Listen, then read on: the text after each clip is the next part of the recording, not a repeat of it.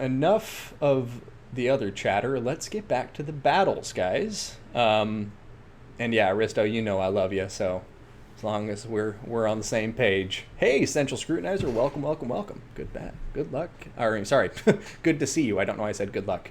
Anyways, here we have it. BBB Pacifist Warlord with the Greenskins versus ODM Loupi with the Wood Elves. This is round 1 of their best of 3. So we'll see who reigns supreme between the BBB clan and ODM clan. And we got Spain and Australia being represented in this match. Hey, of course, Central Scrutinizer. I'm glad you're enjoying it, man. So, looks like we've loaded in, and let's go ahead and start with our red player. We have Glade Riders with Hagbane tips, 2 of them up front. Going to have 3 Dryads, and what is this? 4 Wild Riders with shields. Dang, I am in love with this army. Other than that, we're going to have Orion here, Elvin Mel Gibson as people like to call him. He's got the Horn of the Wild Hunt, which is a crazy big charge bonus buff map wide for 24 seconds. Hounds of Orion, the Cloak of Isha, and that's going to be it. Unbreakable, causes terror, he has a missile unit, and he's pretty good in melee combat as well. Over here in the forest, we have a Spellsinger of Life on top of a Hawk. She is going to be bringing Regrowth, Earthblood, and Blessing of the Ancients, which is why she's over here in the forest, because Blessing of the Ancients does increase magical power reserves and recharge rate as long as she's in the forest. And yes, even if she's flying, she counts as being in the forest. Now, for the Greenskins, being brought by Pacifist Warlord over here in blue. Going to be seeing Goblins 1, 2, 3, and 4. Aside from that, we have Orc Boys. 3 of them backing up. We're going to have Savage Orc Error Boys. Looks like in 3 of them as well. Going to have Forest Goblin Spider Riders kind of holding down the back line by the look. We's gonna get ya. Oh, I love the Greenskin chants. Then we have the Forest Goblin Spider Riders here. We have 2 Stone Trolls. A nice pick here due to their missile resistance and armor. And then for the remainder of the army, let's make sure we don't miss anything, but I think it's pretty straightforward. We're going to have a Night Goblin Shaman. Going to be bringing Wand of Jet, Gorkle Fix-It to slow units down, Itchy Nuisance to debuff their attack and weapon strength, and Sneaky Stabbin'. He's also got Sneaky Stealin' to pop that as often as possible to steal Winds of Magic from the Wood Elves. We have a Black Orc Big Boss here on foot in the center of these Orc Boys. He is going to be bringing nothing but Rabble Rouse to provide that immune to psychology to units nearby him. Now, last but never least, we have Grom the Punch. He is going to be bringing, oh goodness gracious, Grom, where are you going? The Lucky Banner, as well as Language of the Boys. So whenever he's in melee, units nearby him will be immune to psychology. And Zutron Smith, thank you so much for the subscription. That's 9 months, people. Give him some love in the chat. Thank you, thank you, thank you, my friend. So the Greenskin's going to be pushing forward, with the Wood Elves clearly leaning on a skirmish kite type of build. And we'll see if they can pull it off. It's going to really stress the micro for ODM Loupi, but he can do it, There's not a lot of mobility on the Greenskin side besides the Forest Goblin Spider Riders. So as long as they can deal with those with the Wild Riders, which I'm sure they won't have an issue doing, then they should be okay. Because then the Wood Elves can just kind of pick and choose their engagements from there.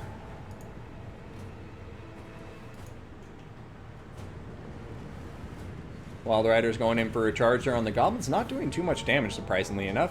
The other one's just kind of holding position, waiting to see what the Greenskins do as Orion continues to smash those Gabos. All right, there it goes. Wild Riders diving into the Forest Goblin Spider Riders. Oh, man. The Horn of the Wild Hunt has been popped in there. Their charge bonus is over 100, and those Spider Riders just melted. And now in comes the other unit of Wild Riders, and they are, even with Gorkle Fix-It, going to have 89 charge bonus, and they are doing some devastating work. Orion getting involved to help maybe cause terror, And we'll see what happens. Earthblood upgraded going down on this big combat. And we'll see what happens from there. But now the Wild Riders are trying to turn around and run away. Forest Goblin Spider Riders on top of them, though, keeping that poison pressure on top. Now, going back to the other side of the battlefield here, we're going to see the Greenskins pushing that right flank pretty hard. Looks like the Wood Elves, however, are not going to... Oh, wait a minute. Crap, sorry, guys. The Wood Elves, however, are going to refuse that flank, and you can see them here just pulling all their units around this way, completely negating any damage from the Greenskin right flank. And that's how you play it if you're bringing one of these very mobile builds. You cannot afford to get into general engagements. You have to pick and choose and tear apart your enemy piecemeal. We're going to see an Earthblood upgraded going down. Unfortunately, it missed the other unit of Wild Riders. And we'll see what happens from here. But Orc Boys coming in to support the Greenskin forces. Over here, Wild Riders taking care of the Forest Goblin Spider Riders. Orion and the Spellsinger of Life have both dived into combat back here, trying to eliminate these Stone Trolls. We'll see if they can do it in time, because if these Orc Boys get into the mix, if these Forest Goblin Spider Riders come in here and cut off any avenue of escape, it could be bad news bears. But look at this, the Spellsinger, is she going to get stuck on the ground? Oh, wow, she is on the ground, but I don't know if she'll be stuck. Looks like she's going to be able to turn around and escape from there.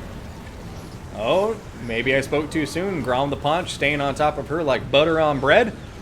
Balance of power slightly in favor of the Wood Elves, but this is still anybody's game. No doubt about it. Sneaky stabbing on top of Grom the Punch. The Forest Goblin Spider Riders are staying on top of the Spellsinger of Life with some nice micro on display here from ODM Loupi. Oh, and there she goes. Spellsinger of Life may get killed right here. Oh, the shatter. And that play from ODM Loupi is completely changing the complexion of this battle. We have Orion back here, routing off some of these Stone Trolls. For the Wild Riders with shields coming in to attack Grom the Paunch, but now a Gorkle Fix-It is on top of them, and you have Stone Trolls coming up from behind. So, oh man, with Forest Goblin Spider Riders too, this is starting to look not too good for the Wood Elves, I would have to say. They were doing very well initially here, and I think still have a chance at bringing this back in their favor, because, you know, as long as you got Orion and Wild Riders, you got a chance to victory. But yeah, losing that Spellsinger of Life, very devastating stuff, and they've already lost one of their Wild Riders as well. So unlike the Greenskins, who have plenty of units to throw in and die, the Wood Elves really need to be using their units sparingly.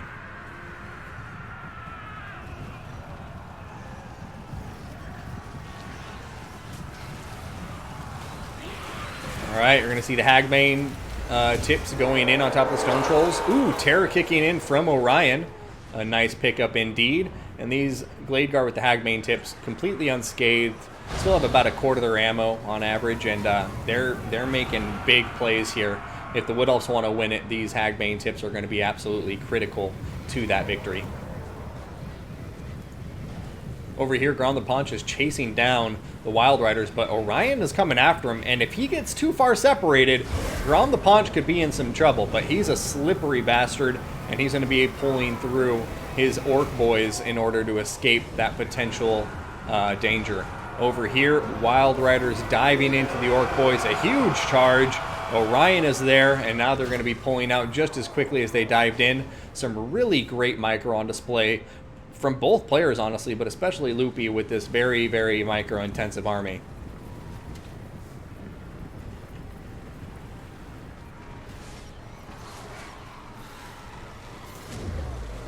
Orion in combat with the Stone Trolls.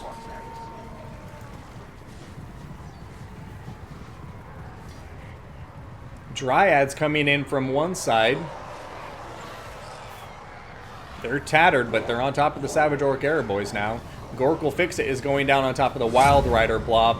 Will they be able to escape? Their speed is all the way down to 44, which is actually less than the Stone Trolls. So the Stone Trolls and Grom are coming into play.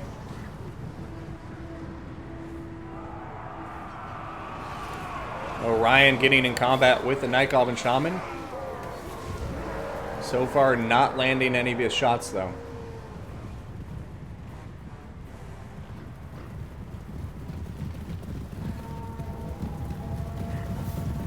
balance of power creeping slowly in favor of the greenskins at this point, but you know, there's still dryads for the wood elves here.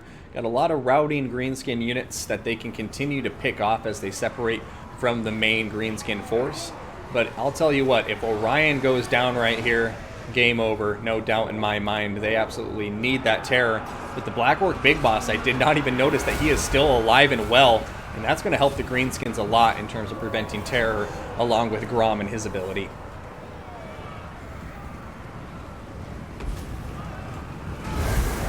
Oh, the Hounds of Orion going in, and that's going to actually really hurt the greenskins as they are blobbed up around Orion.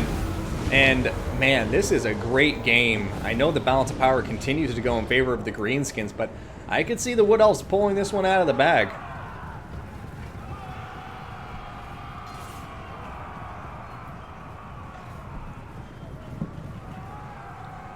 Over here, Wood Elf's doing a good job of eliminating the greenskin skirmishers.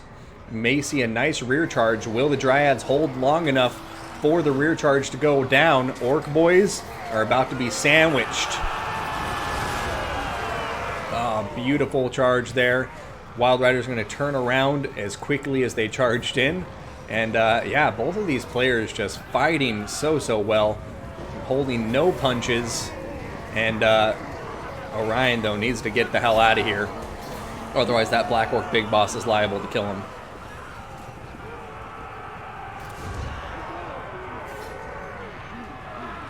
Trolls routing, a nice pickup from the Wild Riders.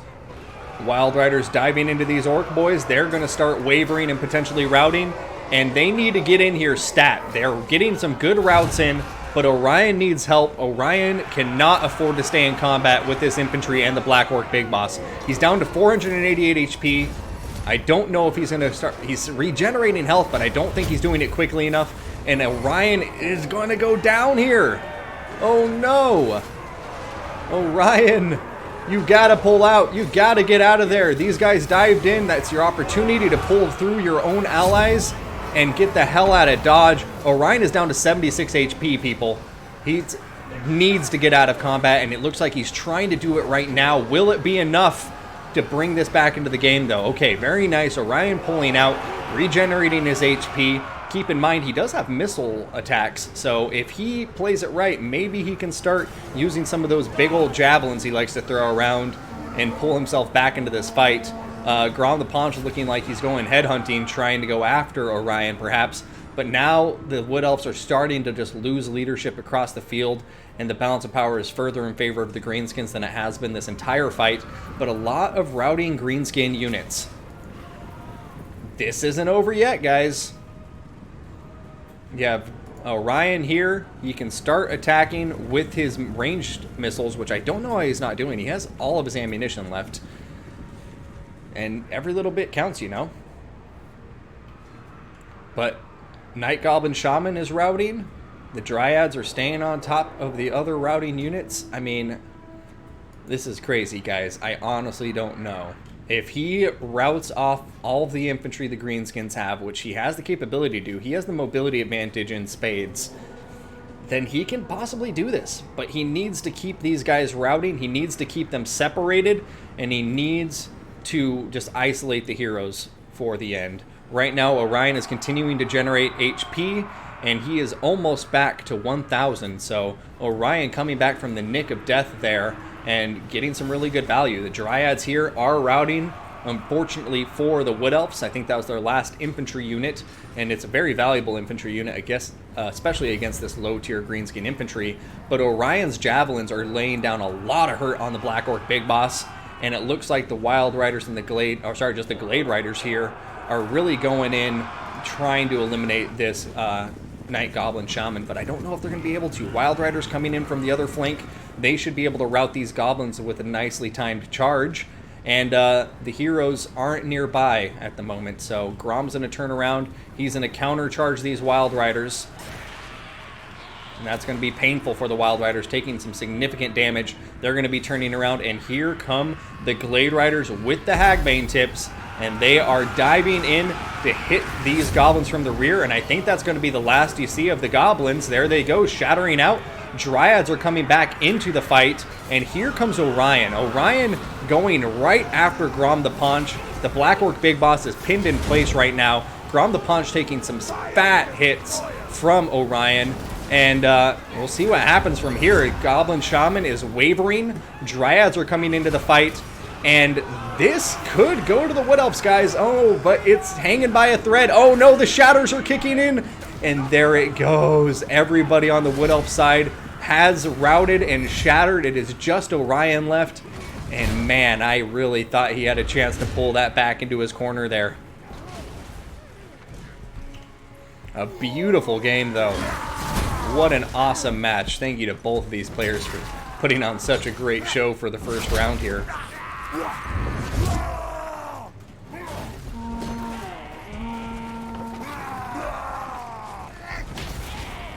Oh my god, Orion, you monster. Oh, there he goes, down for the count. Black Orc Big Boss for the win.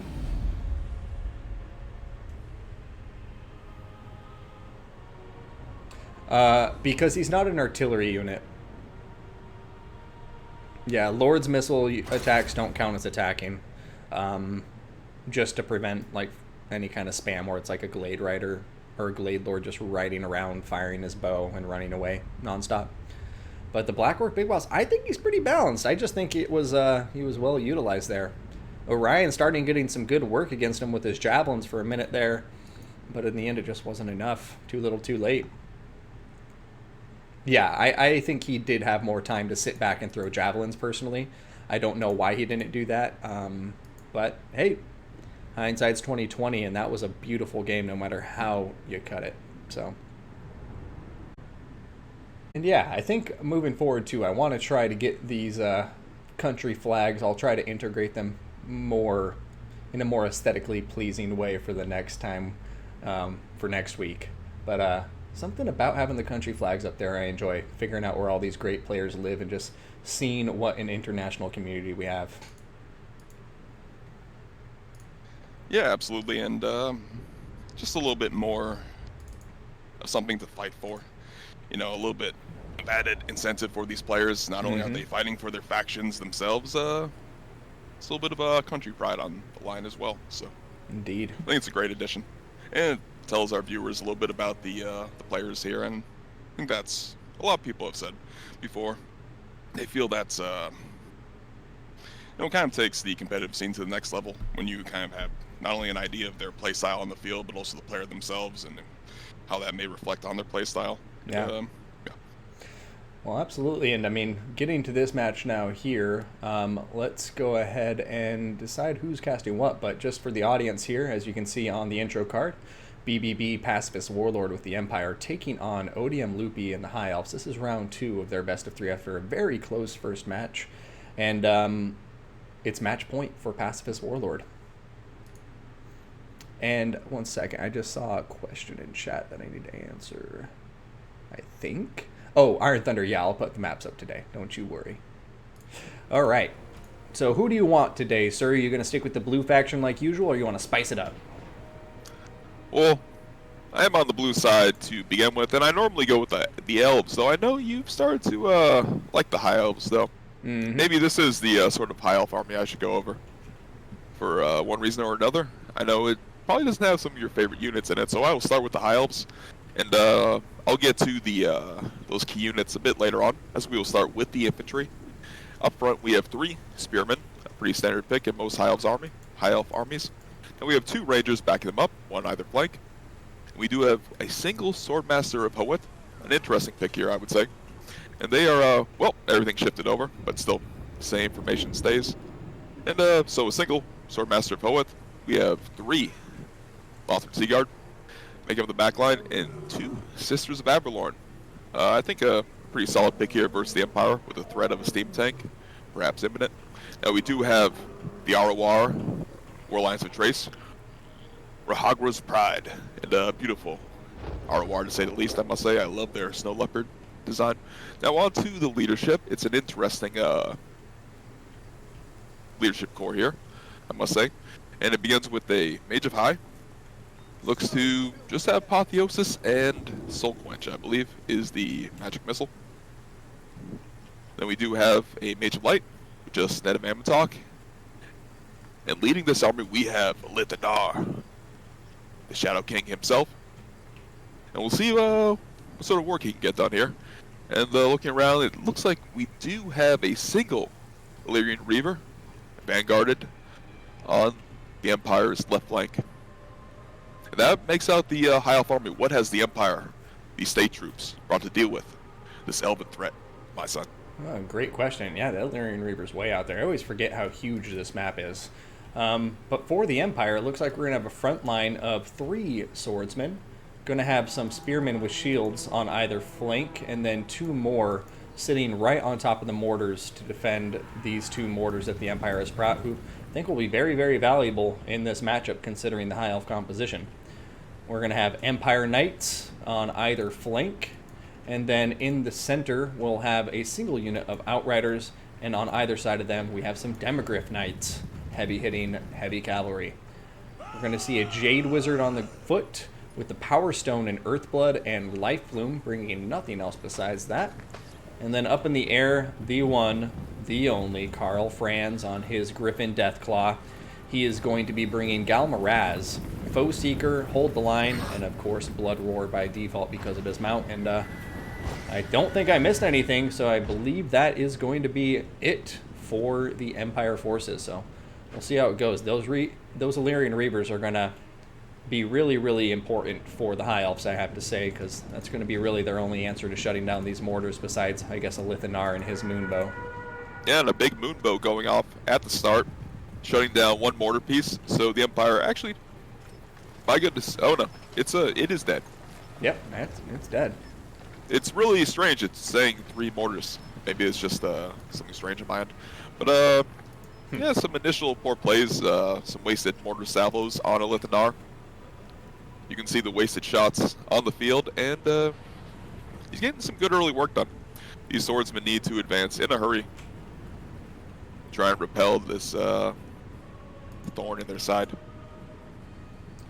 Yeah, it's still showing 3 models, strangely enough, but you're absolutely right, that mortar is destroyed, so we'll see when it moves back down to 1, but so far it just looks like the High Elves have a Lithanar who does count as artillery, as we discussed earlier, the only lord in the game who does, and a Soul Quench destroying another mortar. Wow.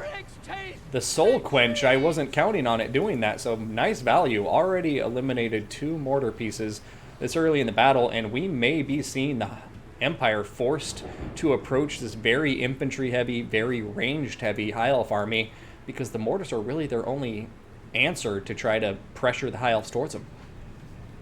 Yes, that was a very fortunate Soul Quench. It appeared to go straight through the spearmen with shields and then hit the mortar piece as well, gaining massive value there.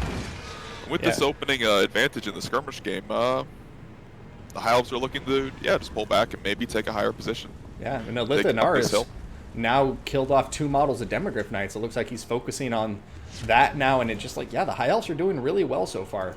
Soul Quench is a spell that you don't see too often, but I really like it. I like seeing people use it. There's some interesting ways to utilize it, for sure. So the question is here, with the Lithanar spending this much time skirmishing, under the Warhammer Cup rules, does he count as attacking, or are we on banner rules today? This is banner rules, and a Lithanar in banner rules is the only. Counts. Yeah, he's the only one who counts as attacking.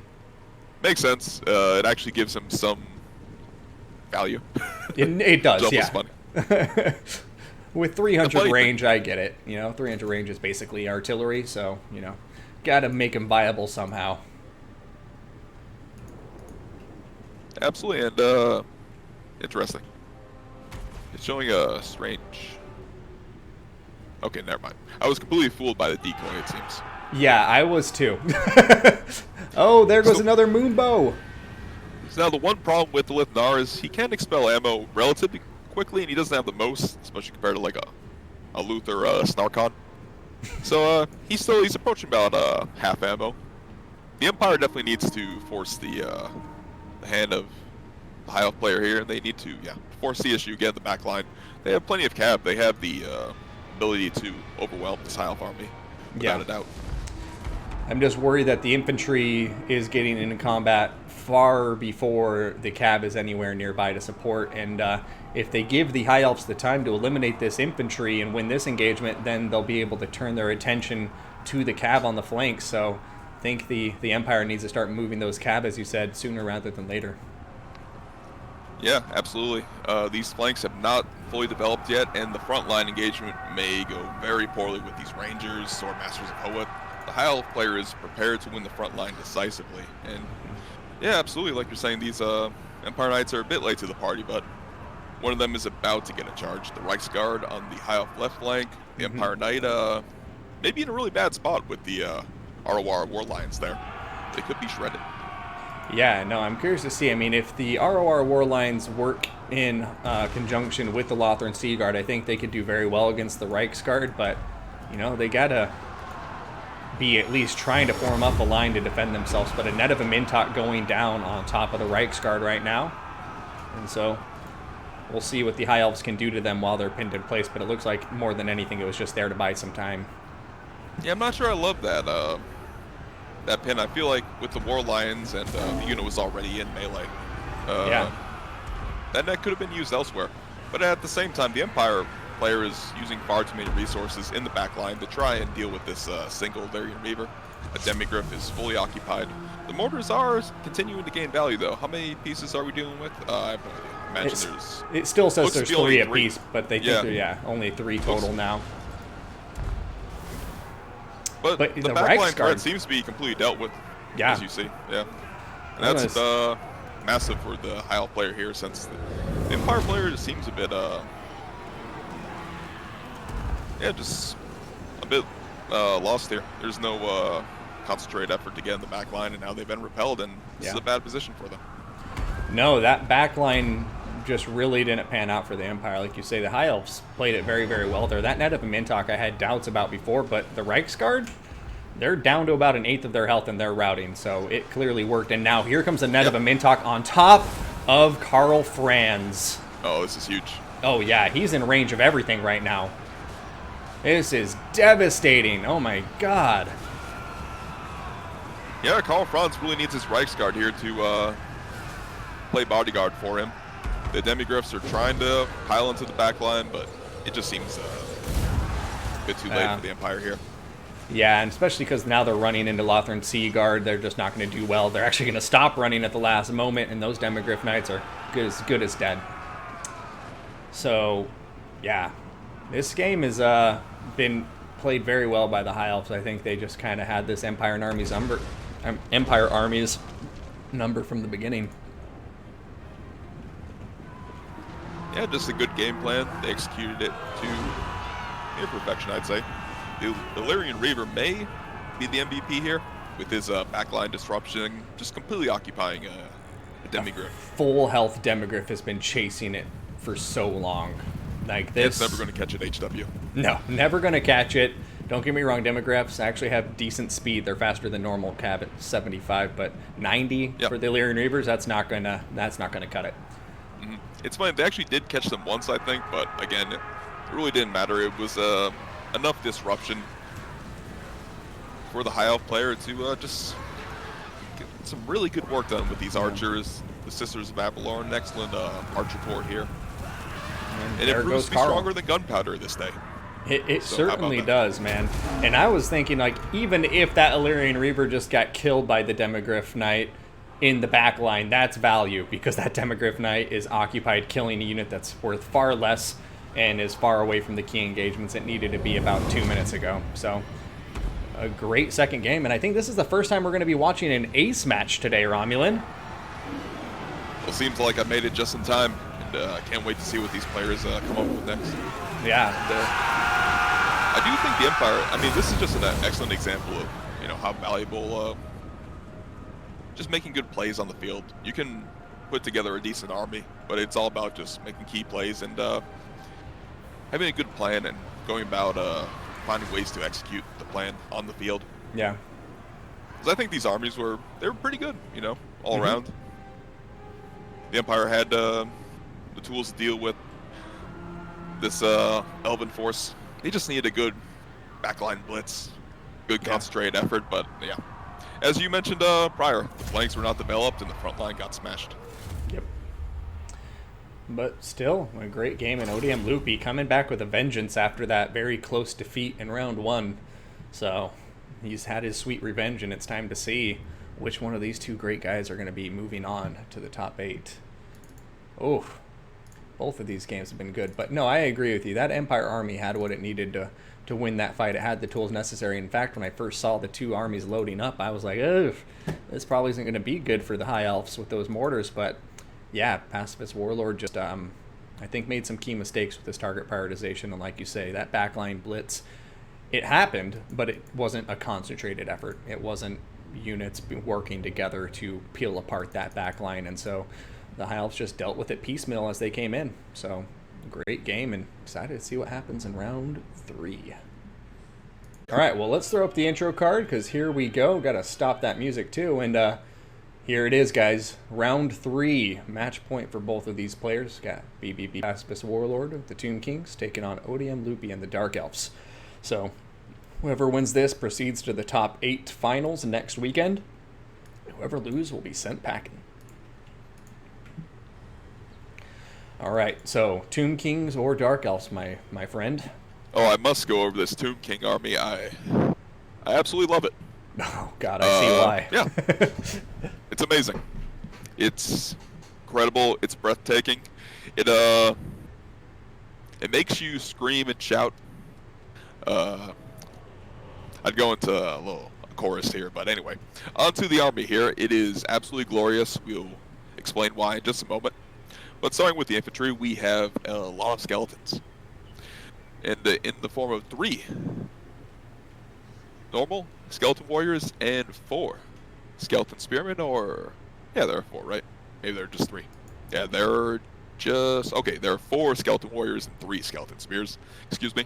As well, we do have the Arwar Tomb Guard, the Kepra Guard, with their anti-infantry and magical damage and regen. Should help win the front line. Now, for the mobile force, the cavalry contingent, we have 2 Narkarn horsemen, 1 on either flank, and a 3rd, make it 3. One is deployed in the center, backing up this formation. We do have 2 skeleton chariots as well. Heavy investment into the anti-infantry here. These skeleton chariots should make mincemeat of the Dark Elf front line. But now for the coup de grace, so to speak, we have 3 Screaming Skull catapults. This is absolutely mad, and I absolutely love it. These models are incredible. If you haven't noticed, folks, when the artillery piece actually moves, the skeleton monster drags it with its feet. I'm not sure what this thing is. If it's a tomb scorpion, it's something horrendous and vile. But when it walks, it's absolutely a joy. And now for the leadership, pretty standard. We have Cetra here. Interesting, only has the 2 spells, the Cursed Blades and Incantation of Protection. Now that makes up this...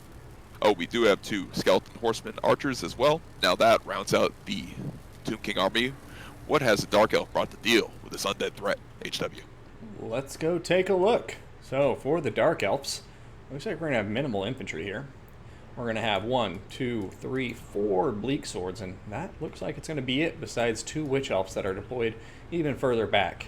We got 2 Reaper Bolt Throwers, so we'll see how they fare against the Screaming Skull catapults.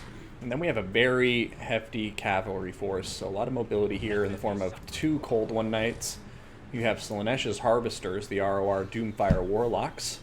And then on the far left flank, we're going to have 2 units of Repeater Crossbows. So some good armor-piercing skirmish cav.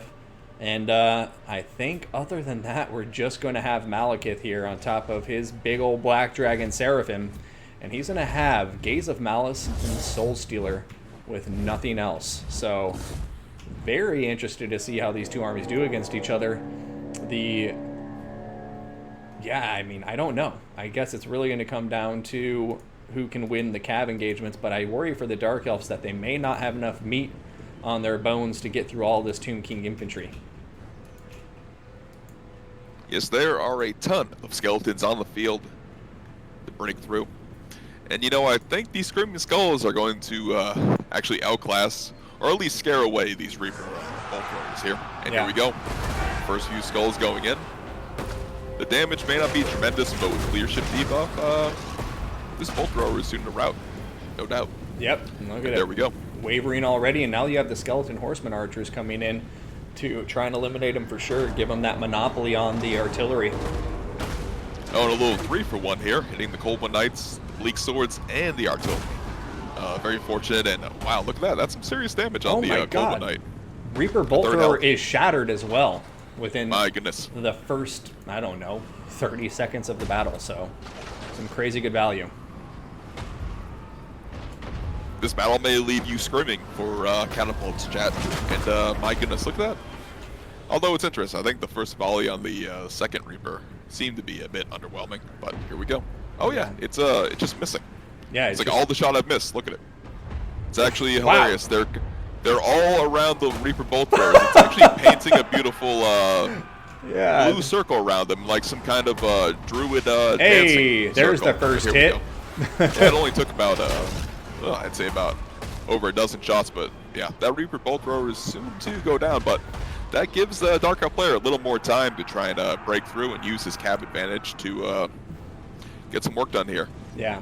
Well, and the nice thing, too, is as long as they're shooting at that Reaper Bolt Thrower, they're not shooting at the rest of the Dark Elf army. In particular, the Witch Elves are what I would be most concerned about for the Dark Elves. They really need to make sure they have those Witch Elves for the long haul, because that's how you're going to help take down Slippery Cetra. Absolutely, in the late game, a single rampage on him could be the deciding factor. And, okay, looks like the Reaper Bolt Thrower will finally go down, but it's taken so much time. It's absolutely given the Dark Elf player really good jump here on the infantry engagement. Yeah. And it's still alive. Will it stay alive, though? That's a brave bolt thrower, HW, but there it goes. All right. As well, like these chariots have been activated a bit late. The lines have already met, and they haven't disrupted a single charge for Dark Elf, which is certainly not ideal. Yeah. Cold ones are getting into the back line now, and, you know, Cetra's down here. Kefragard getting a Gaze of Malice and attacked by the Cold Ones. And it looks like Malekith is trying to get out of combat there, but the Nehekara horsemen are going to make it a bit difficult for him. But he does have the repeater crossbows firing in to help him out. Absolutely, and we'll see how this goes. This engagement is quite key, though. I'd imagine a Soul Stealer will come down soon. But the Cold One Knights are all preoccupied, and they really need to be helping this central engagement. Yeah, wow. Malekith took a lot of damage there. And he made an escape. Yeah, Malekith getting trounced, but also just some crazy damage coming in after multiple volleys of Screaming Skulls fly into the repeater crossbows. And this is looking pretty rough for the Dark Elves right now. Yeah, I really don't like they took their cavalry superiority and they spread it across the field. And because of that, they're taking a lot of unnecessary damage, and their Cold One Knights are just about dealt with. And yeah, Malekith is just running for his life here, able to find some ground. I mean, we'll see what happens. The Dark Elves are getting some work done on the peripheries, you know, on the flanks. It looks like the Slaanesha's Harvesters are going in to shut down the Screaming Cold Catapults, but the Ushabti Summon going in right in time to help counter that. But Malekith's back in the air, and as we've all learned many times, sometimes the hard way, Malekith is a game winner right until he's dead. So if he's not dead, he's deadly. Absolutely. If these Slaaneshi Harvesters, there we go. They're being re-microed and going across all three Screaming Skulls. And if those Screaming Skulls go down, that could be a massive blow to the balance of power. And a boon for the Dark Elves here to maybe claw their way back into the game. Yeah. Looks like Malekith is going to be playing it safe, getting right back up into the air as he sees Cetra coming into play. But, yeah, and then over here, the Witch Elves are still just killing off all these zombies. And a Gaze of Malice, a beautiful one. Oh, that was nice. That was a pretty thing to see, but the Witch Elves are looking a bit worse for wear now. There goes another Soul Stealer, though. I think this one coming in from Malekith. And the balance of power is starting to get closer to even now. The red looks like they're making some progress. And those skeleton chariots, which are activated a bit late, they still guard some serious value. 91 kills, 80 kills on the other, and they've dealt with the Witch Elves, essentially. Yeah. A nice breath coming in from Malekith on top of Cetra, too. And Cetra is just as low on health now as Malekith is. So this is This is a surprisingly close match after it looked like the Tomb Kings were off to a very dominant start at the beginning of this fight. And this is the time now with that Word of Pain down on Cetra. Him and Malekith, the Battle of Champions here to decide the fate of Middle-earth. But Malekith is not fighting Cetra. He's going after the skeleton horses. He is distracted and he's taking massive damage. Yes, he is. I mean, repeater crossbows are in range and supporting him now. And the Screaming Skull catapults are starting to get back online to fire away and counter that. But looks like the repeater crossbows are actually going to be diving in for him, just throwing a Hail Mary, going in to shut these guys down at close range. And Bleak Swords are on their way in there too. If I were Malekith, I might just dive into these skeleton chariots and make sure they can't do anything else. That sounds like a good plan because it looks, yeah, they're about to just smash these Bleak Swords here at 110 kills and climbing. And, yeah, it's starting to look worse and worse for the Dark Elves. They have less and less units, and the units that they have are very tattered. It'll be difficult for Malekith to get anything done here without just getting swarmed by skeletons. Endless undead. He's using those gazes of malice. Very nice, though. I have to give him credit there. But will he be able to get up in the air? Oh, no. Cetra might get a stagger hit on him here. Oh, he turns around. Is he going for it? I think he's going for it. Oh, no. Cetra with a huge hit. Malekith may be going down here. Yeah, these chariots are kind of bumper carring him away from Cetra and proving to be the key bodyguards. These are actually tomb guards, it seems, because they are guarding Cetra. These key moments. Wow, look at this. This Celestial Harvester charge could change the tide. Will it, HW? I don't know. I mean, I think if he doesn't have a Soul Stealer within the next 10 seconds, it's GG. And even then, it's probably too late. And yeah, there go the army losses. Tomb Kings gonna take the victory. And Pacifist Warlord gonna be moving on to the top 8. ODM Loupi. What a fight, though. Great games across the board. Yes, my goodness, that battle stood on a knife's edge. And it looked like Malekith turned around for a second to try and get back up in the air. Perhaps not the most prudent decision, and after that he just terror routes, gets hit in the rear. That's game.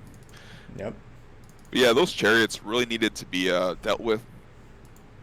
The Cold One Knights needed a few key counter charges. I think the chariot kills were probably the deciding factor, though the Screaming Skulls put them in an excellent position. But yeah, 200 kills on skeleton chariots against elves, massive value.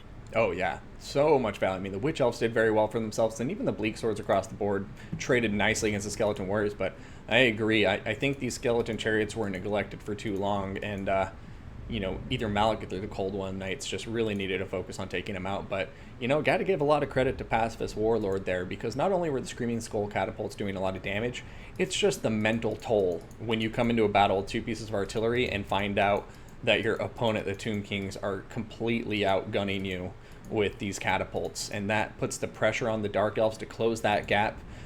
When you're under pressure, you make mistakes, you don't choose the best engagements, you don't prioritize your targets as well as you should have, and in spite of it being pretty close there towards the end, it just seems like that the Tomb Kings had the balance of power from the start until the end. Absolutely, and it's not often you'll say a Screaming Skull catapult is outgunning someone, but they absolutely were. They have 30 more range than the bolt throwers, and with an extra set of artillery pieces. It was, yeah, a really decisive advantage, and absolutely I agree with what you're saying. You know, when you lose a unit like that, sometimes you start having thoughts, you know, what if I still had that gold? What if they were on units that were actually, you know, useful in this battle? And, yeah, it can be tilting at times. Not saying it happened here, but losing units like that early for essentially no value, it's, it can be damaging. Well, you know what they say. I mean, like, the real decider on the battlefield is morale, right? At least in ancient battlefields, not so much anymore. But yeah, and if your morale starts sinking because you're thinking about what could have been, what you could have spent money on, that's, you know, when things start going south. But let's go Absolutely, ahead. and you have the unit bar morale, and then you also have the players bar for morale, which is something you can't really see, but you'd have to feel and just interpret. Yep, absolutely.